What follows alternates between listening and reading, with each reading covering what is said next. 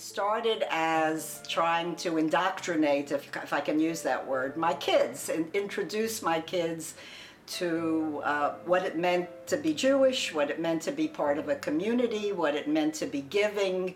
The person who was the most supportive and the biggest role model was Herb, because he was born philanthropic. I think he had the gene. Carol has been so involved in all aspects of our community. She's been active in social services, she's been active in the arts, in science, in all of the every Jewish organization in town that I can think of, Carol has been involved. And when I say she's involved, she gives money, but she gives time, she gives advice, and she mentors people. And so she's been very important.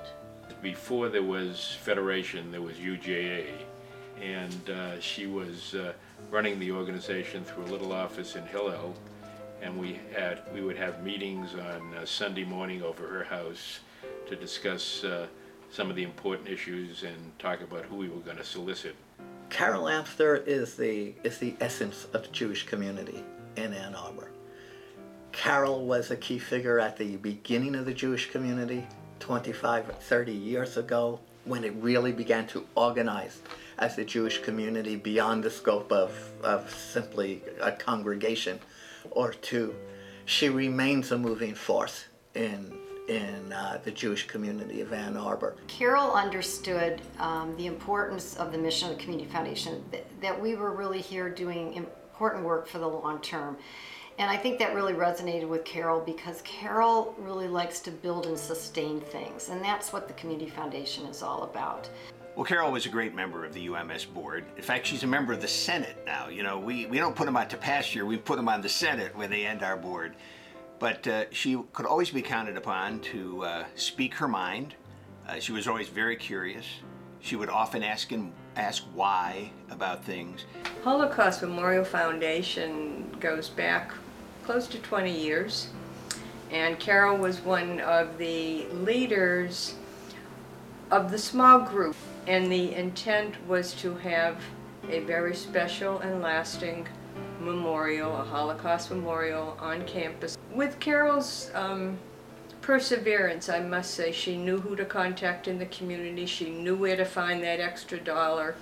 Both she and I have a deep belief that if you don't take care of the people on the fringes of your community, the young children, the elderly, and the poor, or the disadvantaged, you're not a real community.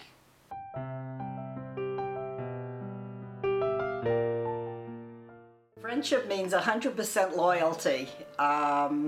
It means loving somebody no matter what they do or don't do. I think she's particularly perceptive about me, but I bet you everybody in the community says the same thing. There was a time when Israel was at war. My family had a completely different perspective on the war, and I found it very hard. Carol knew when we were coming home. On the way home, she called me on my cell phone in the car, and she said, why don't you come for dinner? I bet it's been really hard for you with your family. And I will bring tears to my eyes now, and I realized she knew what I was going through. I never said a word to her about it. We met the Amsters because they were our backyard neighbors. My husband was from Brooklyn, and he was delighted to discover that the Amsters were both from Brooklyn. Jerry had gone to Brooklyn College, as had Carol, and he actually had dated some of Carol's sorority sisters, which was another link between the families. When I had problems with my husband because of his illness, Carol was there for me. She was loyal, she was there all the time, she helped me through a lot of trouble. So Carol was a loyal, true friend. My bond with Carol really was strengthened after both of our husbands died. Carol really supported me and was a true mentor to me, teaching me how to be a widow. I learned from Carol how one can be courageous, how one can be brave, and how one can go on and really honor the memory of someone that one loves so dearly, and still be a widow at the same time. Carol was extraordinary to me during the early days of my being a widow. To this day, she truly is a hero for me in teaching me how one can honor someone's memory and at the same time move on in life.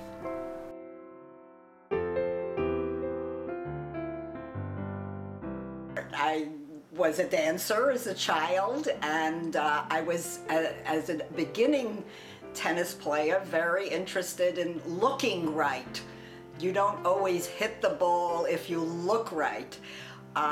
So I am impatient, I am beautiful, and I am impatient with myself, not with my fellow players. I first met Carol Amster on the tennis court, and unfortunately she was not my partner. It was a doubles game and she was on the other side, and she had me running all over the court. That woman could put that tennis ball anywhere, and I remember thinking, who is this person?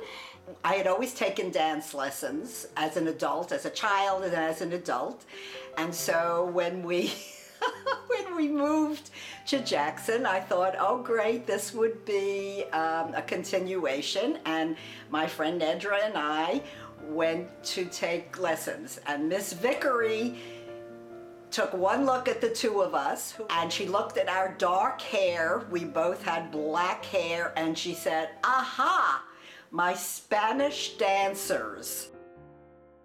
We all, from time to time, perhaps need a little retail therapy, and Carol is no different. And she has been known to get in the car and go with a few buddies out to Hirsch's in West Bloomfield, where she smiles when she walks in and they smile when she walks out. Carol is funny. She is honest. She's straight. Compassionate, caring, charitable, creative. Fearless, although she wouldn't say fearless, but she just plunges into things. Giving, gracious. And I think about Carol, I think about clarity. I think about integrity. I think about generosity. Loyal, supportive, candid, tenacious, kind, regal. Loyal, she's true, she's vocal, she's opinionated, she's determined, she's interesting, she's smart, she is fun to be with. She's energetic, she's tenacious, she's ambitious, she's driven, she's generous, she's kind. She's just one of the most amazing women I've ever met. Why did I choose JFS over the myriad of other organizations and requests that I had to use the Amster name, Herb's name in particular? It's really a no-brainer. My feelings about what I wanted out of a naming opportunity for him was not just using his name. I needed to have what he stood for and what he believed in promoted, more so than this is the Herbert S. Amster, what have you. And JFS is the place.